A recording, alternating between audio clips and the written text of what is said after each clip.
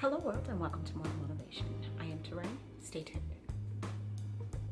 So today we're going to continue our discussion on the dangers of comparison. Keep watching. So the one thing we have not done within our discussion on the dangers of comparison is actually defined what comparison is. So comparison is taking two products, if you will, and weighing the advantages and the disadvantages and determining which one is better. Here is where you fall into danger zone. When you take yourself and line it up with someone else and compare what you believe to be your advantages and disadvantages and decide which one is better. This, in and of itself, is extremely dangerous and very much faulty. The reason being is, like we've discussed before, each one of us have been uniquely designed and created, given specific skills, abilities, talents that we are to put into action and display to the world. Taking your specific skill set and measuring that up against someone else's skill set should not take away from who you are. See, here's the thing. We know all of our faults and all of our shortcomings, and we assume that everyone else knows them too. So when we decide that we're going to step out, we begin to say and list all of the things that we cannot do. We begin to focus on our limitations. The more you focus on your limitations, the more real they become. That which you focus on longest becomes strongest in your life.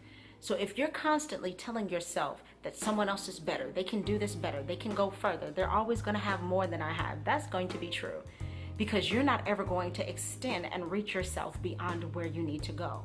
Comparison is a very dangerous territory, and we need to be cautious of how we go about gleaning information from others. Gleaning information is very good. Taking the positive that you see operating in another person and taking that attitude and attaching it and applying it into your own life, that is a good practice. What is not a good practice is trying to mimic and be a copycat of someone else. You don't ever want to do that, because now you are saying what God has given me is not enough. Ooh, listen, God doesn't make any mistakes. He designed you perfectly for the specific plan He has created for your life. Now it is up to you to tap into that. Go and gather around people who are doing what you desire to do and who have done it and have been successful in it, but do it how God calls you to do it. Be you. Be your authentic self. So the key word for today's motivation is authenticity. Be only like you can be. You're not going to be successful trying to create an image that does not belong to you. You're not going to be able to be successful trying to step out in operation in a purpose that doesn't belong to you. So that's where your frustration lies. God, I've been working. God, I've been doing. God, I've been trying to go. But have you been doing it the way that God has authentically called you to do it? Or have you tried to step over into someone else's lane? Remember, God has a lane designed just for you. The Bible says, in all you're getting, get an understanding. Get an understanding of who you are. First, understand who you are in Him. Second, understand who He has called you to be in this world. So today, be authentic. Thank you for joining me this morning. Like and share, comment below, subscribe, and spread the word.